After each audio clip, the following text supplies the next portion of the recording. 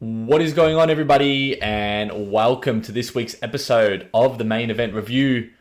We are past WrestleMania. We are on to the new quote-unquote season of wrestling, and it starts with, the news that you get every single year, the list of roster cuts and firings that have been made. And look, I'm looking at the list right now, and of course it's very harsh and strict to, cut someone off their work and their full-time and their living.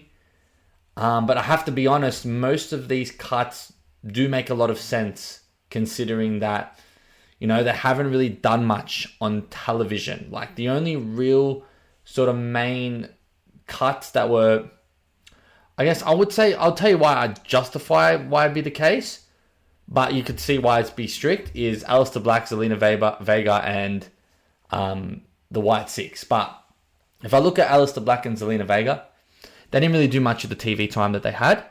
They obviously were pretty much copying Scarlett and Karrion Kross, which I think they did 10 times better job than these two. And yeah, I don't think we got the best out of them. I expected more from Aleister Black when he signed on, but it just didn't hit. And Zelina, I'm a bit shattered for because I feel like she had really good potential in the women's division, especially her skills on mic. But yeah, unfortunately, I don't really think there was much, especially with the fact that we're getting NXT stars coming in the door very quick as well, and they are doing really well. Uncle Howdy and the White Six, obviously it was a tribute, and after the MFTs, there wasn't really much they could do as well. And unfortunately, Uncle Howdy is never going to be the level of Bray Wyatt, so it's just really hard to sort of replicate it. It was a very good tribute. It was good that we were able to see it, but I don't think it got any storylines that were really hitting. Apollo Crews, simply a backstage person. It was time. I would have loved to see Apollo Crews do a lot more, and we are going to talk about him today because he had his last match on Main Event, so we'll get to him and talk about this more on a deeper level. Motor City Machine Guns, again, not really doing too much either. Unfortunately, I don't think they've had too much experience to really come and push into the WWE and make a real impact. It was unfortunate, but it made sense. I've mentioned Nikki Cross. Zoe Stark, Alba Fire, not doing much. Zoe Stark, I haven't heard from in a long time.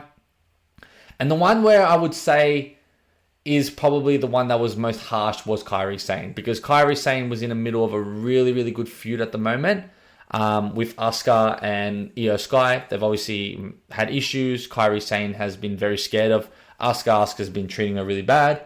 And we wanted to see a bit of a payoff there and an interesting and see what will happen, but we didn't. And I think her would be the biggest stitch up of all. I think Kairi Sane is really good in ring, and she was in a really important storyline, I think. One that was very interesting and people were very keen on looking at. But I guess it wasn't that important for TKO.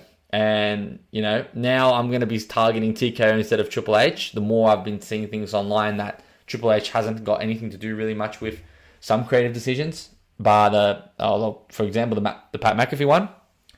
So yeah, Kairi Sane's out. The ones I've mentioned are also out, and yeah, we'll look on to the new stars because look, we can talk about the negatives, but the positives are that we're seeing JC Jane, we're seeing the Fatal Influence come in. We're looking at Joe Hendry making his debut on Raw tomorrow. The Street Profits are back. I don't know if they're a new sign, but Ethan Page is also signed. And then you've also got Blake Monroe coming and potentially Sol Ruka too. It looks as though Sol Ruka is going to be joining the main roster as well. So that's exciting. There's some really good NXT superstars that are coming in. And that's what you want. You want the new talent to come in and sort of freshen up the system. And also the return of Page makes a big difference. So I think we're in good hands with the new people. And unfortunately, the guys that have been cut, I know they, as I mentioned, they want to make a living. This is their full-time job, and it's going to be hard for them to look for work, but at the same time, it is a business, and these things unfortunately happen. And I think I can't really complain about any of the cuts, other than the only thing I could really complain about is it being really cruel. But anyways, we'll get to Main Event, and they've given us 3 matches to review. So we'll start off with the first match of the week, or the Main Event. Apollo Crews taking on Mr. Iguana. Mr. Iguana did get the victory here. It was Apollo Crews' last match, so it was our last chance to see him. Look, I've always been a big fan of Apollo Crews. I thought he could do a lot more than what he was given towards the end of his career, but I still understand the move. But Mr. Iguana, highly entertaining, really, really good in ring. And, as I mentioned, I've watched a lot of AAA, so seeing him on WWE shows is really good. And I think we can see him do some fun stuff with Danhausen, with R-Truth, if they decide to go that road. Because I think Mr. Iguana has very good, in-ring abilities and really good skills. The fans were chanting really loud for him, and they were booing Apollo Crews when he kicked his toy, which was quite funny. But yeah, I think, they're testing out Mr. Iguana a bit. They're showing him here and there. And I think there might be a time where he might be on the main roster and just muck around a bit. And I think the fans would be really happy to see him. Like, you saw the success that Danhausen's got at the moment. It's quite impressive. I'm not going to lie. It's really, really impressive. I thought it was like an overhyped return, but like, I'm eating my own words. Like, I'm super impressed with Danhausen. But I think Apollo Crews, I think Mr. Iguana can definitely do the same thing. So seeing him in ring was really good. Being able to sort of, showcase him on Main Event is also good. It shows that they sort of would like to see him potentially be on the main roster one day. And that's a good thing as well. But if you do like Mr. Iguana, he is on AAA, and he's doing really good stuff there as well. So I will continue to watch and, praise what Mr. Iguana is doing. As we move on to the second match, another AAA star, El Grande Americano, the original. He is a heel in AAA because the Mexicans love El Grande Americano. But on WWE pay-per-view, WWE main show, he is obviously a babyface.